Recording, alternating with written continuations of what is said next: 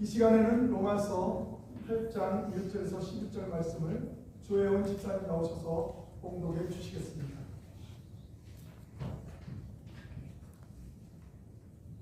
그러므로 이제 예수 안에 있는 자에는 결코 정죄함이 없나니 이는 그리스도 예수 안에 있는 생명의 성령의 법이 죄와 사망의 법에서 너를 해방하였습니다. 율법이 육신으로 말미암아 영원하여 할 수 없는 것을 하나님은 하시나니 곧 죄로 말미암아 자기 아들을 죄 있는 육신의 모양으로 보이며 육신의 영을 정하사 육신을 따르지 않고 그 영을 따라 행하는 우리에게 율법을 요구가 이루어지게 하려 하시니라. 육신을 따르는 자는 육신의 일을, 영을 따르는 자는 영의 일을 생각하나니 육신의 생각은 사망이요 영의 생각은 생명과 평안입니다. 육신의 생각은 하나님과 원수가 되나니 이는 하나님의 법에 불통하지 아니할 뿐아니라 할 수도 없습니다.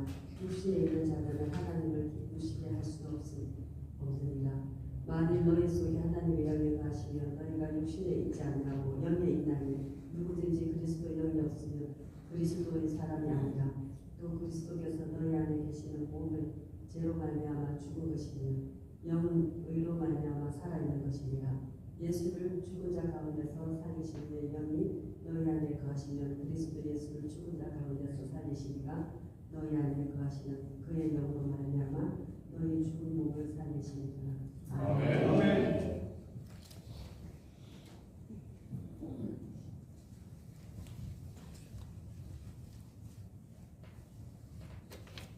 할렐루야.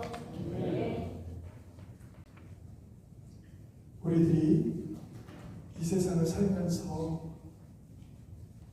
여러 가지 경험을 하다 보면 때로는 상처도 받고 또 때로는 죄책감도 느끼고 그런 여러 가지 어려움 속에서 고통을 받습니다.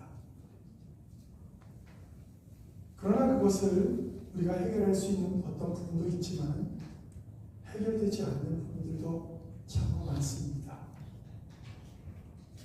오늘 본문은 우리들의 그 죄책감으로 인한 고통에 대해서 해결의 방법을 말해주고 있습니다.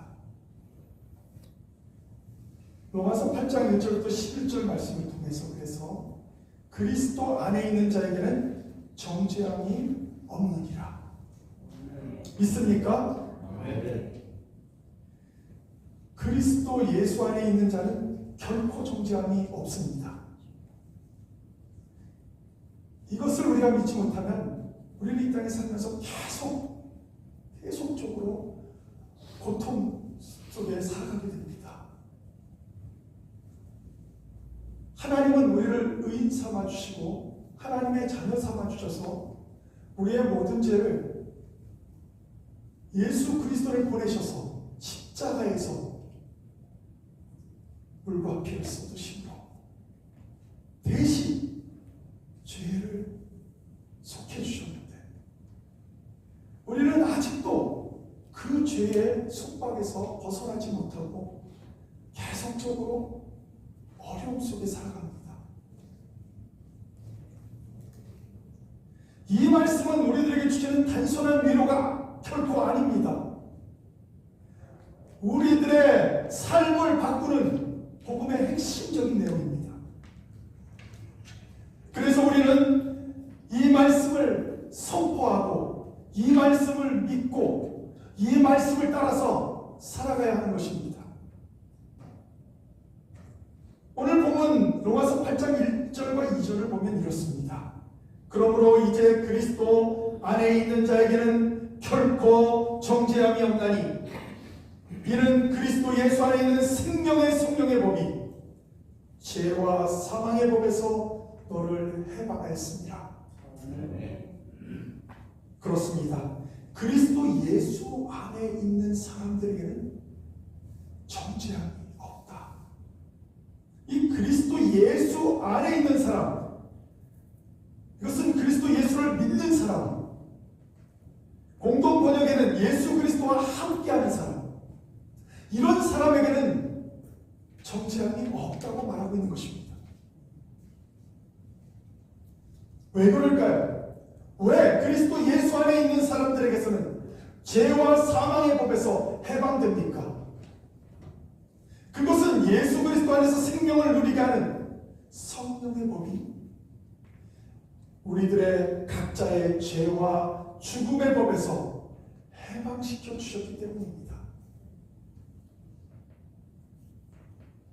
참으로 놀랍지 않습니까?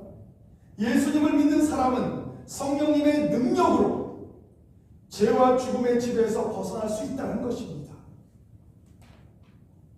하나님 안에서 새로운 생명을 누리게 되었다라는 말입니다. 죄는 우리를 끌어내릴 수 있는 힘이 있습니다.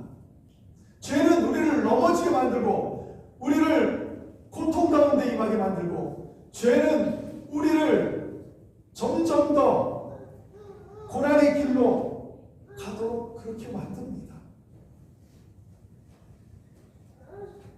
그런데 생명의 성령의 법도 우리의 죄와 사망의 법에서 해방시켜주는 능력이 있습니다. 그러므로 우리는 더 이상 이제는 죄의 노예가 아닙니다. 전에는 죄의 노예로서 살아갔을지 모르지만 예수 그리스도를 믿고 회개한 영혼들은 예수 그리스도와 함께하면 어떤 일이 벌어집니까? 예수 그리스도와 함께하는데 회개가 안 된다고요? 성경에 보면 예수 그리스도를 만났던 제자 베드로는 주여 나를 떠나소서 나는 죄인이로습니다. 예수님을 만난 사람들은 우리가 어떻게 알고 예수님의 복음을 들었던 자들도 그렇게 얘기했습니다. 다 그런 건 아닙니다. 스데반이 똑같은 예수님의 복음을 증거했음에도 불구하고 그때는 그 스데반을 돌로 쳐서 죽였습니다.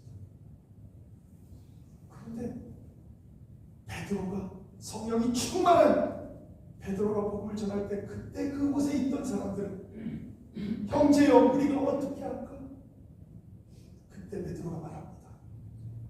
회개하고 성령을 받으라. 예수의 복음을 듣게 되면 예수님을 만나게 되면 예수님이 말씀인데 말씀을 만나게 되면 우리는 그곳에서 넘어지게 됩니다. 주님, 저는 죄인입니다. 자기의 죄를 고백할 수밖에 없게 되었다는 것입니다. 우리 모두는 이와 같이 하나님의 은혜로 살아갑니다. 저도 마찬가지입니다. 이 하나님의 은혜 없이는 살아갈 용기조차도 없습니다. 제가 이렇게 하나님의 자녀로서 살아가는 것은 모두 하나님의 은혜입니다. 제가 스스로 보기에도 정말 많이 부족합니다. 여러분이 볼 때는 얼마나 더 부족하겠습니까? 그것이 사실입니다. 그래서 더더욱 하나님의 은혜를 알지 못했다면 저는 정말 맨날 뭔가 아무것도 바랄 수 없는 절망 가운데 살았을 것입니다. 나는 왜 이러지? 나는 왜 이것이 안 고쳐지지? 나는 왜 이렇게 살아가지? 이런 삶 속에서 막 고통스러워하며 나도 모르게 좌절된 삶을 살았을 것입니다. 참으로 다행인 것은 하나님께서 우리를 사랑하신다는 겁니다. 여러분을 사랑하고 저를 사랑하셔서 우리를 세워주신다는 거예요. 성령님을 통해서 우리를 세워주시고 그 세워주심을 통해서 우리는 다시 나아갈 길을 걸어갈 수 있다는 것입니다. 지금도 부족하고 연약한 내 자신을 바라보면서 내가 어떻게 이런 자리에 설 수 있지? 이것을 생각하면 모든 것이 주님의 은혜입니다 라는 고백 외에는 더 다른 고백할 것이 없습니다. 그렇습니다. 하나님의 율법을 알고 있는 것만으로는 죄의 지배에서 벗어나 구원을 얻을 수가 없습니다. 예수님을 만났던 베드로처럼 주님의 말씀 속에 복음 속에 만났던 많은 그 당시의 이스라엘 백성들처럼 우리도 주님 앞에 회개하고 서면 주님께서는 우리를 구원하실 줄 믿습니다. 네. 그러면 성령 안에 사는 것과 육신 안에 사는 삶이 어떤 차이가 있을까요? 오늘 성경은 생각의 차이라고 말합니다. 성경은 헬라어로 생각이라는 그 단어를 많은 번역서에서는 보면 마음이라는 단어로 바꾸기도 합니다. 우리의 마음이, 우리의 생각이 성경 안에서 사느냐, 육신 안에 사느냐를 결정한다는 것입니다. 왜 그러면 우리가 이것을 알아야 할까요?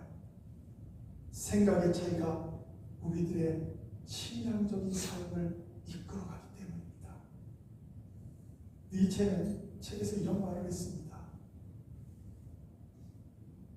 혼자 있을 때는 조심해야 할 것이 있는데 생각을 조심하라. 다른 사람들과 함께 있을 때는 말을 조심하라. 저는 이런 부분에서 참 부족합니다. 혼자 있을 때는 많은 생각 속에서 나도 나 자신을 잘 모르고 다른 사람을 이해하지 못하고 걱정만 하고 살아. 같이 있을 때는 말을 조심하지 못해서 여러 가지 어려움들이 생깁니다. 그래서 많이 후회하면서도 잘 바뀌지 않는 내 모습을 발견할 때마다 때로는 좌절합니다. 그러나 기도하면서 주님 안에 거하게 되면, 주님과 함께 걸어가게 되면 조금씩이라도 바뀌어가고 끊임없이 기도하면서 결심할 때마다 아주 작게씩 바뀌어간다고 저는 믿습니다. 우리들의 삶에서도 이와 같이 생각과 말이 너무나도 중요한데, 오늘 본문은 이러한 삶 속에서 부족함과 비교할 수도 없는 우리들의 신앙생활 속에서 더 큰 영향을 주는 것이 육신의 생각과 영의 생각이라고 말합니다. 로마서 8장 5절에서 6절에 보면 육신을 따라 사는 자들은 육신의 일을, 영을 따라 사는 자들은 영의 일을 생각하나니 육신의 생각은 사망이요 영의 생각은 생명과 평안이니라. 아멘. 왜 그렇습니까? 왜 육신의 생각이 사망입니까? 하나님을 대적하기 때문이라고 성경은 말합니다. 그래서 하나님을 적대하고 하나님을 대적하는 자들이 어떻게 하나님의 법에 복종할 수 있겠습니까? 하나님의 말씀을 복종할 수 있겠습니까? 그것은 육신을 따라 사는 사람은 그들의 생각이 자신을 즐겁게 하기 위해 살아갑니다. 육신의 생각은 육신의 뜻대로 사는 사람은 하나님의 율법을 지키기도 어렵지만 그 지키려고 노력조차도 하지 못하는 자기 생각에 빠져서 자기만 바라보는 사람들이 그렇게 된다고 합니다. 그래서 이 생각이 너무 중요합니다. 그 마음을 어디에다 두느냐, 육신에 두느냐, 성령에 두느냐, 이것이 너무나도 중요하다는 것입니다. 그러나 성령을 따라 사는 사람들은 하나님이 기뻐하시는 일을 위해 산다고 합니다. 오늘 우리들의 마음은 무엇을 향해 있습니까? 우리들의 매일 선택하는 것, 생각하는 것, 우리의 태도, 육신의 욕심을 따라가는지 아니면 성령의 인도를 따르는지 우리 스스로 돌아봐야 합니다. 마지막으로 성령이 우리 안에 거하시면 부활의 생명이 우리를 살린다는 확신을 가져야 합니다. 이 확신을 갖는다는 것이 너무나 중요합니다. 확신이 있어야 우리는 힘을 내서 그 일을 감당할 수 있기 때문에 분명히 하나님은 성령 안에 우리가 거하기만 한다면 부활의 생명을 가지신 예수님이 죽음과 사망의 권세에서 부활하셨듯이 우리를 부활시킨다는 겁니다. 오늘 로마서 8장 9절에 이렇게 말합니다. 너희 속에 하나님의 영이 거하시면 너희가 육신에 있지 아니하고 영에 있나니 누구든지 그리스도의 영이 없으면 그리스도의 사람이 아니라. 이것은 우리에게 큰 은혜가 되기도 하지만 이것을 반대로 생각하면 그리스도의 영이 내게 없으면 우리는 그리스도의 사람이 아니라는 얘기입니다. 이거 얼마나 무서운 얘기입니까? 나는 예수 그리스도의 사람인 줄 알았는데 예수 그리스도의 사람이 아니라는 이야기를 듣게 된다면 우리는 얼마나 슬프고 얼마나 낙심이 될 것입니까? 예수님을 믿는 우리 안에는 분명히 성령이 계신 줄 믿습니다. 그러므로 성령님이 우리 안에 계시면 우리들은 육신의 지배를 받지 아니한다고 성경은 말합니다. 즉 성령의 지배를 받고 있을 때는 육신의 지배를 받지 않는다. 그러면 성령의 지배를 받지 못한 때는 어떻게 될까요? 그때는 육신의 지배를 받게 된다는 얘기죠. 누구든지 그리스도의 영, 성령이 우리 안에 있으면 우리들은 예수 그리스도의 사람이요.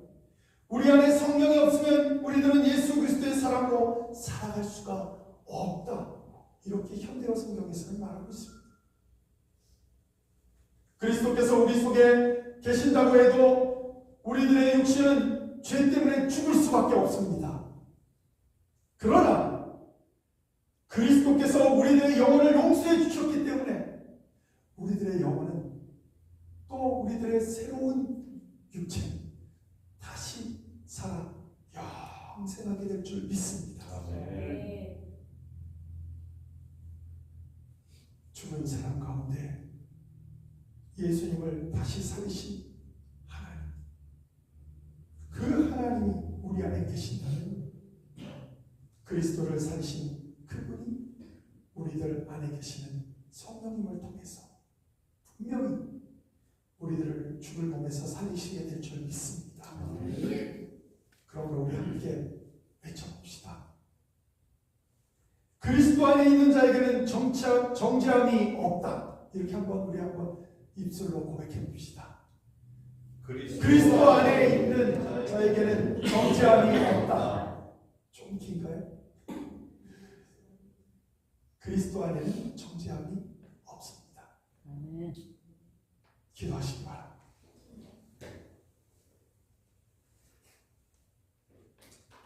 자비로우신 하나님, 오늘의 말씀으로 우리를 깨우쳐 주심에 감사드립니다.